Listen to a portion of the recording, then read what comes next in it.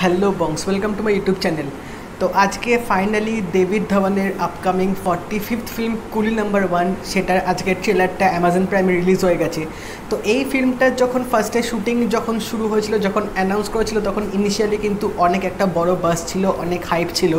সবাই ভেবেছিল যে এই ফিল্মটা কীরকম হবে, কারণ ডেভিড ধওয়ানের আগের একটা ফিল্ম জুড়োয়া, যেটা রিমেক করেছিল জুড়োয়া 2 বরুণ ধাওয়ানকে নিয়ে, সেই ফিল্মটা মিক্সড রিয়াকশন পেয়েছিল। অনেকে ভালো লেগেছিলো, অনেকের খারাপও লেগেছিলো। আমার অ্যাভারেজ লেগেছিলো, অতটাও খারাপ লাগেনি। তো এই কুলি নাম্বার 1 যেটা আবার রিমেক করা হচ্ছে, তো এই ফিল্মটা ফার্স্টে মানে হলে আসার কথা ছিল, বাট তোমরা সবাই জানো করোনার জন্য পিছিয়ে গেছে।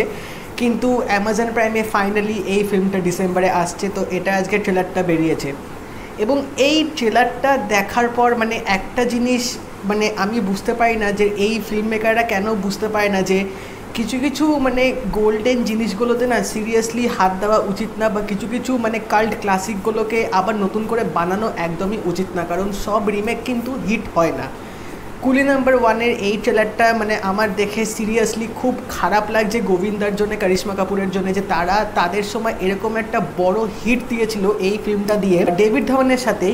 সেই ডেভিড ধওয়ান আবার মানে তার ছেলেকে নিয়ে নতুন একটা রিমেক করছে এই ভেবে যে বরুণ ধাওয়ানের এখন তো ক্যারিয়ার অতটাও ভালো যাচ্ছে না, সেরকম পরপর অতটাও হিট দিতে পারেনি।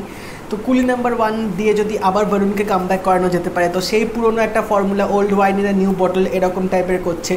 বাট সিরিয়াসলি বলছি, ট্রেলারটা একটুও পাতে দেওয়ার মতো না। আমার ট্রেলারটা একটুও ভালো লাগেনি। তার উপর এত লেন্দি ট্রেলার, মানে ট্রেলারটা দেখার মাঝখানে আমি ভাবছি যে কখন ট্রেলারটা শেষ হবে, এতটা বোরিং লেগেছে আমার ট্রেলারটা। এবং তার উপর বরুণ ধাওয়ানের ওভার অ্যাক্টিং, মানে বরুণ ধাওয়ান যেই ফিল্মগুলোতে এক্সেসিভ কমেডি করার চেষ্টা করে না, সেগুলোতে পুরোপুরি তিনি একদম ঘেঁটে দেন, যেটা স্ট্রিট ডান্সারে আমার কিছুটা ক্ষেত্রে লেগেছে, এবং দিলওয়ালেতে যেটা একটা বড় এক্সাম্পল ছিল, যেটা বরুণ ধাওয়ান করেছিল, সেকেন্ড হাফে পুরো ঘেঁটে দিয়েছিল। এই ফিল্মটাতেও আমার সেটাই মনে হচ্ছে করবে, কারণ এই ফিল্মটা ওভারঅল একটা কমেডি। এবং এই ট্রেলার লঞ্চটার সময় যখন লাইভ হচ্ছিলো আমি একটু দেখছিলাম, তো ওখানে বরুণ ধাওয়ান বলছিল যে এটা যেহেতু ওর বাবার 45th ফিল্ম, তো এই ফিল্মটার মধ্যে 45 টাইমস লাফটার ডোজ থাকবে। বাট টু বি অনেস্ট, এই ট্রেলারটা দেখার পর সিরিয়াসলি 45 টাইমস লোকের কান্না পাবে যে কেন একটা বড় কাল্ট ক্লাসিকের এইভাবে একটা রিমেক করা হচ্ছে।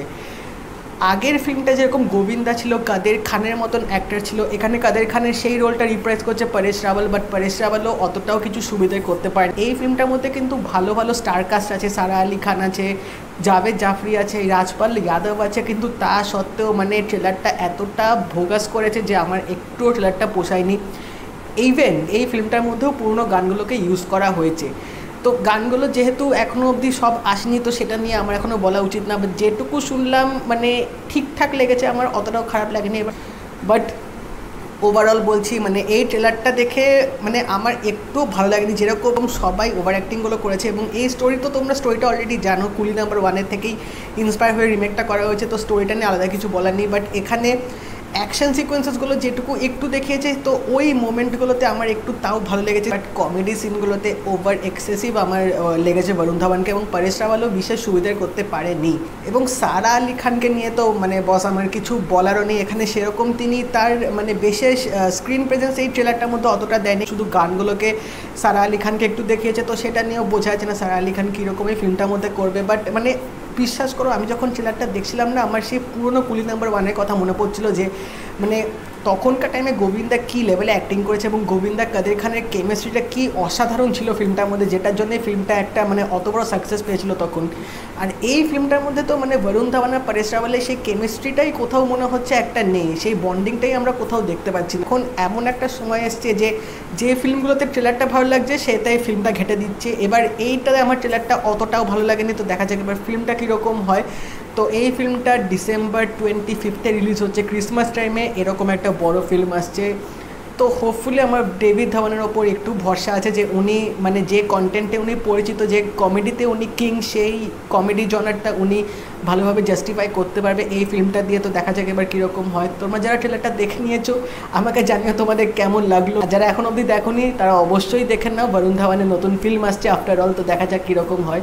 আর যদি এই ভিডিওটা ভালো লেগে থাকে এটা লাইক করে দিও, শেয়ার করে দিও, চ্যানেলটা অবশ্যই সাবস্ক্রাইব করে দিও, আর নোটিফিকেশনটা কিন্তু অল করে দেবে আমার, যাতে নেক্সট ভিডিও আসলে তোমরা ইমিডিয়েটলি তখন নোটিফিকেশনটা পেয়ে যাবে। তা দেখা হবে পরের ভিডিওতে। বাই।